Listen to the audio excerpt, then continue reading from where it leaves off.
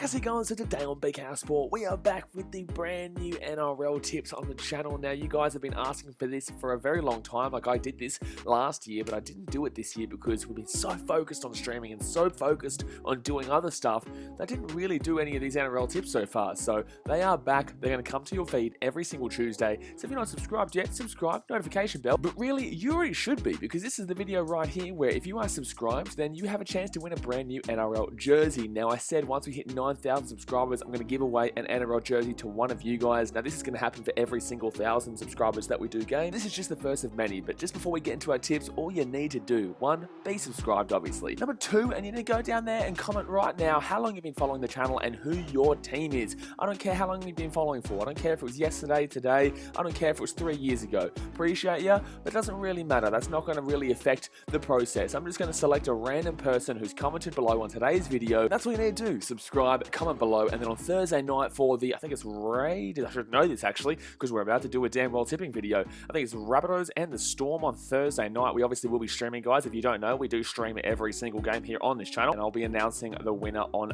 that stream, so you better damn well be there. But guys, enough talking here. Let's get into the video and let's talk about our tips for round 9 of the NRL season.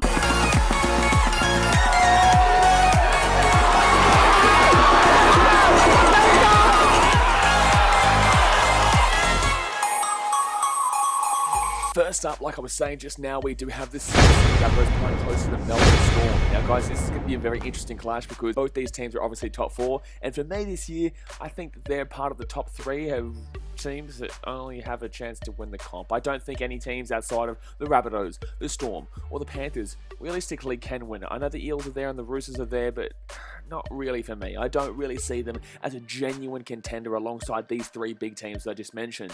Now, this game, guys, is obviously between a team in the Rabbitohs who don't have Adam Reynolds and they don't have Latrell Mitchell, their fullback. The Rabbitohs are a very attacking team, but they have a very attacking team because of players like Latrell and Adam Reynolds. They're 2 spine players, and without the spinal players, it's very difficult to get a potent attack going. So that's going to be a little bit of a worry for them, despite the fact that they are at home and they are a very, very good team. The Storm, on the other hand, they still have no Pappenhausen, and, you know, they're still getting the job done. They're still doing what they need to do.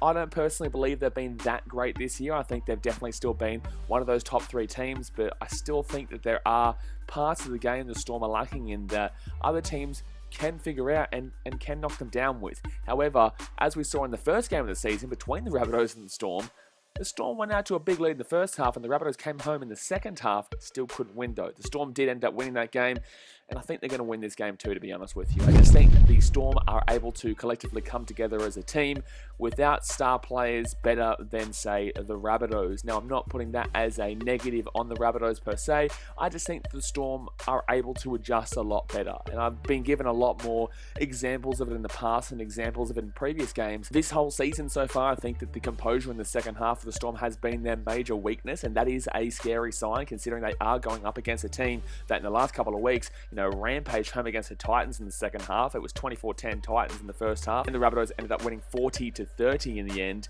And then in the other game, they were down to the Raiders, obviously. The Raiders had no Georgie Williams, but they were down to the Raiders, and they flew home to kill them in that game too. So the Rabbitohs are very well known for being a second half team, but I just think that those injuries are going to be playing too much of a heavy-handed impact in this game. I'm going to take the Storm here. I think they're still clinical. I know, buddy, they are lacking that second half, and I think it does come down to really Cameron Smith's leadership and not being there anymore. And I still think they're adjusting, but they do adjust, and they are winning games.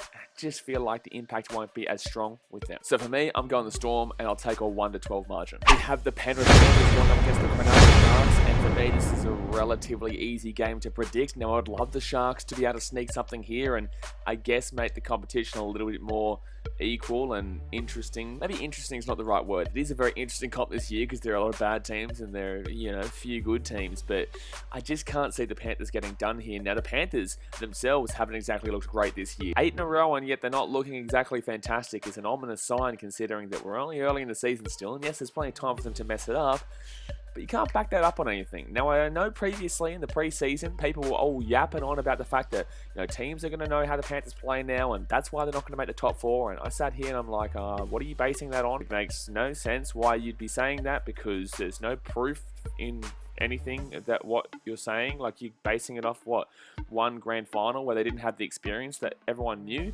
they didn't have the experience, and that is the game they got the experience, and now you'd be expecting them to be better this year. For some reason, people didn't understand that and get that and thought, okay, you know what, Panthers are going to be found out this year, and no, they're not. They're getting better. They're a young team, and they're going to keep improving. Rabbitohs obviously came back from them last week, and that's a pretty integral part of their team in the hooker role. And I haven't played with him the whole season, and yet they've still been able to get the job done in every single game. So with Luai there, with Cleary, Dylan Edwards, Rabbitohs, that's a great spine, man. And they got up against a team that last year they flogged in 2 games. Like, literally, they beat the Sharks. They scored 30 points in one game and 56 points in the other game or something like that.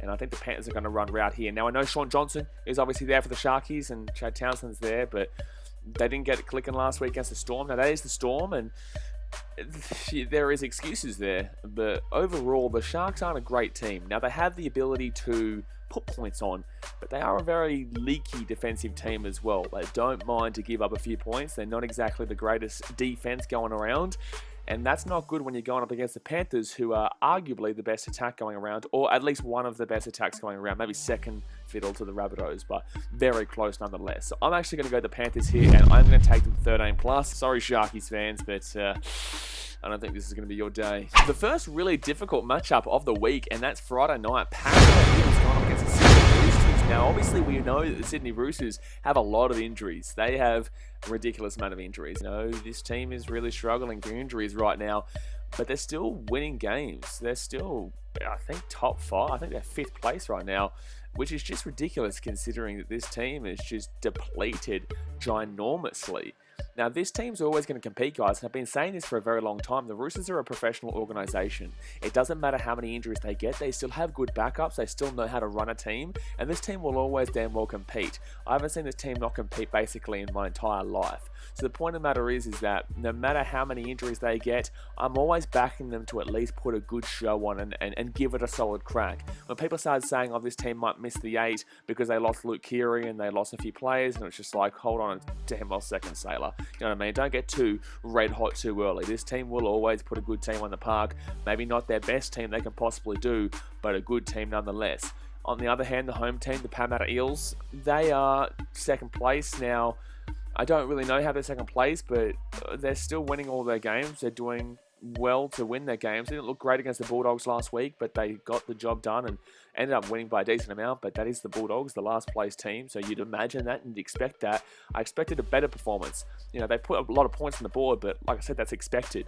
I still think they probably should have put more on. In the game, they knocked the ball on a few times and dropped the ball a few times, and they looked a little bit sloppy, which is a common occurrence this year, actually, across most teams, where most teams are looking quite sloppy despite being good or being bad or not being that great. Just in general, everyone's a little bit sloppy this year. Haven't been greatly impressed with Parramatta. They're a quality team, but I don't have them as that absolute upper echelon team right now. So, look, I think Parramatta, this is a tough game because they should be winning this based on the fact of the Roosters' injuries. They should be winning this based on the fact that they believe they're genuine title contenders.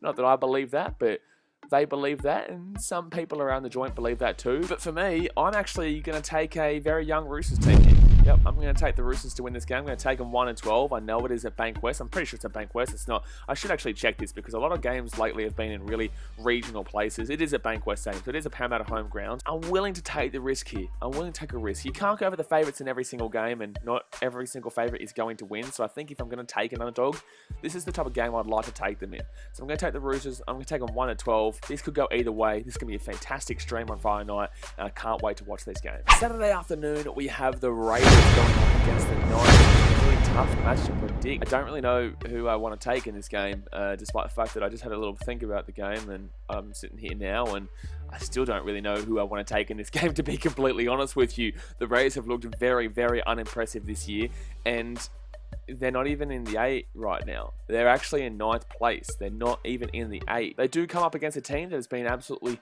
ravaged off the park by the Roosters last week, and they're not looking good at all this year, and they've always been a 50-50 team, and I've been back in the mid. Well, I haven't been back in the mid, sorry. I've actually been on the counter end of that, where I'm saying, wait a second, this team isn't going to be as good as everyone was believing, and I think the club has kind of actually, given a lot of false hope to their fans over the years. They were in a really bad situation like 5-6 years ago, really backed them in, really started believing in the fans did, and the people, and just everyone in the game, the community, started to believe the Knights will be a really good team, and they were coming.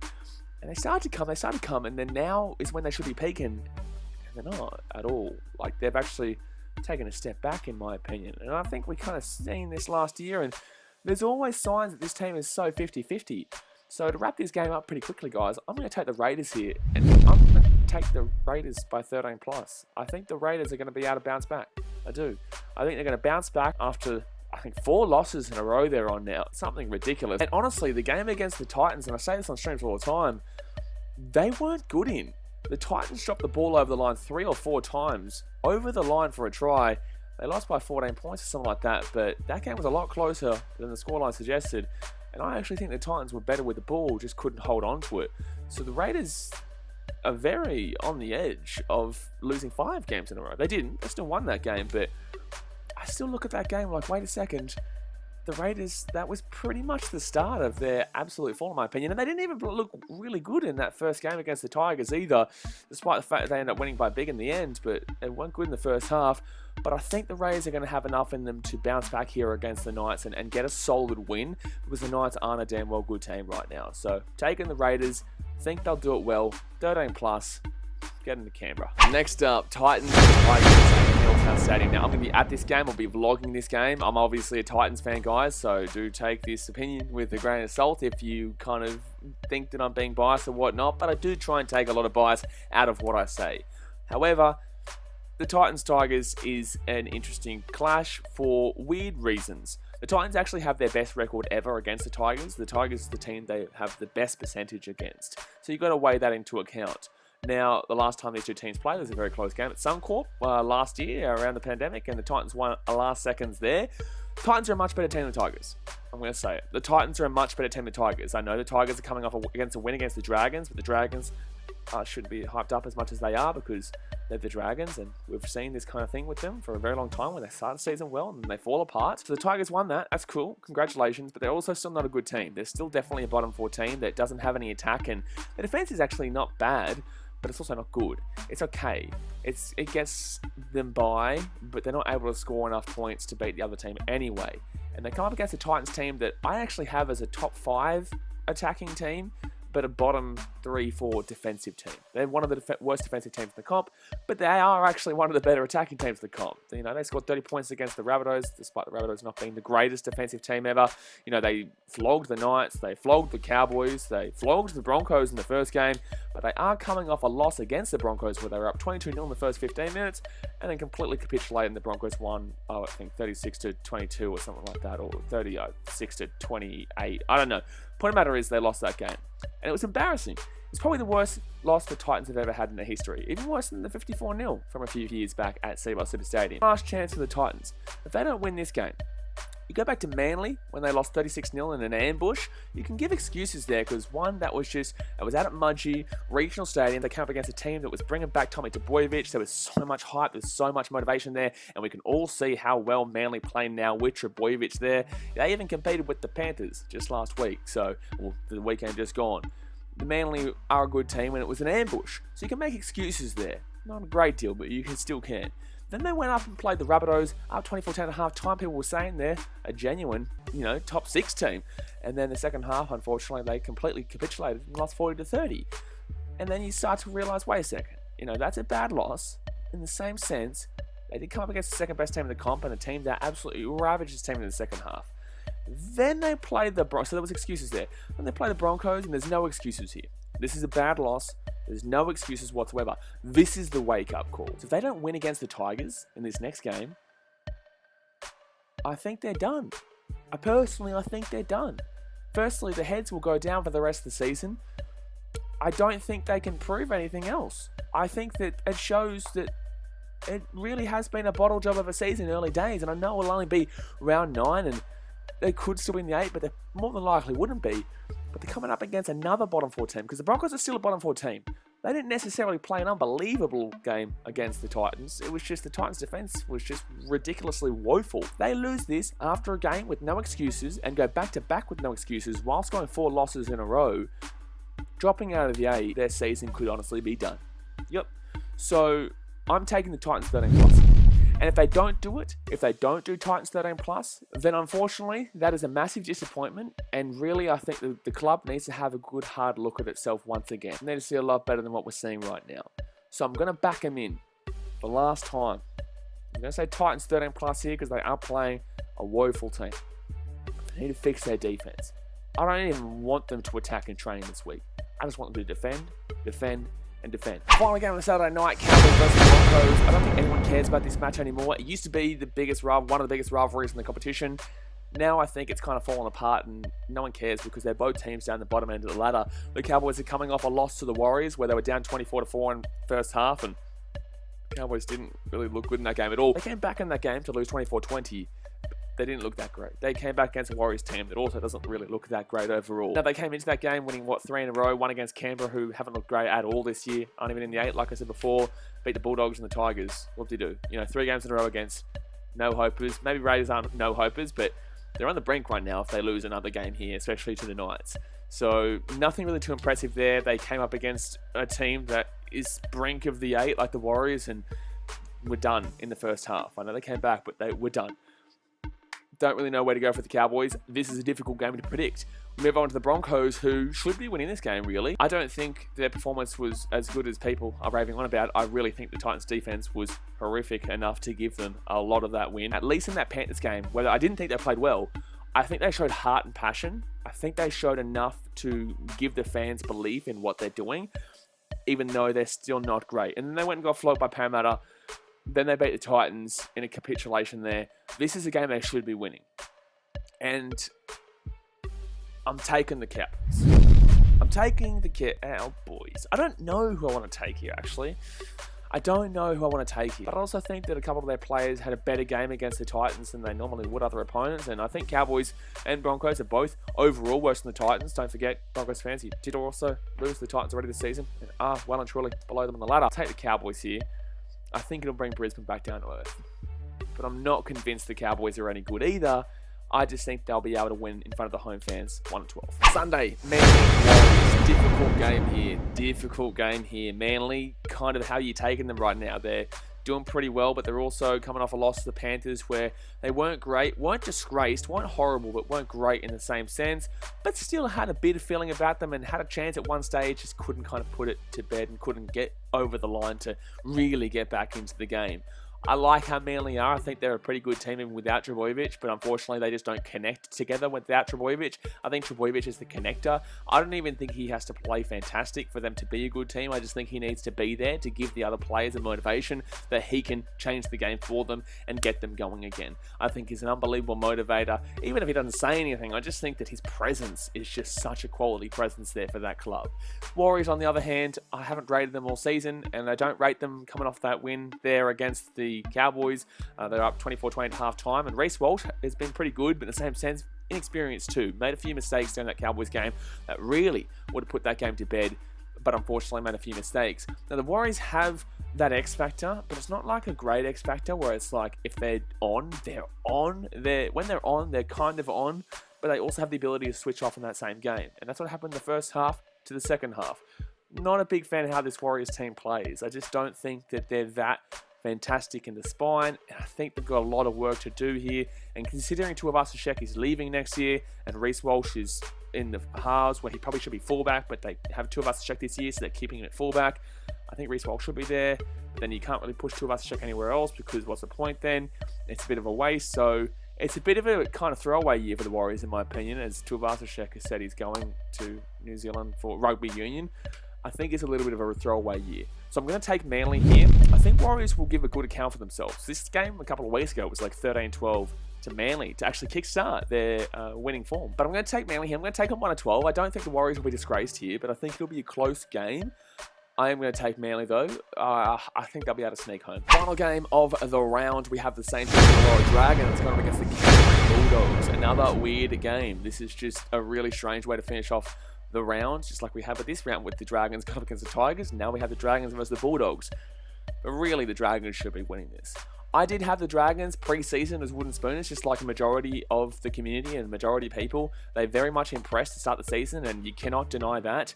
But they're also not that great of a team still.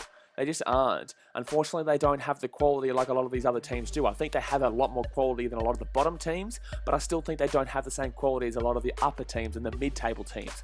I don't see this team making the 8 this year, but they still should be winning this game against the Dogs. Then again, in saying that, the Dogs kind of had a bit going pre-season, but now they don't. They're last. They look shocking. Like they play the Eels and look shocking. They look shocking in every game. Besides the game against the Sharks where they won, but that was one game. You know, I thought they might be able to keep a good account of themselves against the Eels last week and keep it close-ish, 13-20, but the Eels were just better than them, despite not looking great. And the Dogs just don't have an attack for Barrett. You're an attack-minded coach. Hello, your team is shocking for attack, and your team is even worse for defense. Why are you the coach again? So overall, I'm not going to sit too long on this game because the Dragons are coming off that loss to the Tigers, who I do have as a bottom 2, bottom 3 team. The Bulldogs are not good, and it's like they're coming off a loss against a potential top 4 team. But still, the Dogs overall just aren't good. So I'm taking the Dragons here. I'm going to take the Dragons. I'm going to take the Dragons in a 1-12. I wouldn't be surprised if the Dogs surprise here. I don't see the Dogs doing well this year at all. Probably are spooners of how bad they are, but they do have a little bit of, you know, there is a bit of a spark there if they do want it in a game here or there. So I'll take Dragons. I'll take 1-12. Not confident, but I'm taking the Dragons. Anyway, guys, that's going to do us for today's video. Smash that thumbs up button if you haven't already. Subscribe if you're new around here. Let me know in the comment section what your thoughts are and what your tips are for this week. Let me know if you think I'm an idiot, or let me know if you think it's good tips. You know, we'll see how we damn well go. Main thing is, guys, live your passion. Don't let anybody tell you can't do something. These NRL tips will come out every single Tuesday or regardless from now on. So I appreciate you as always, and I'll see you guys next time. Thanks for watching. Catch you later.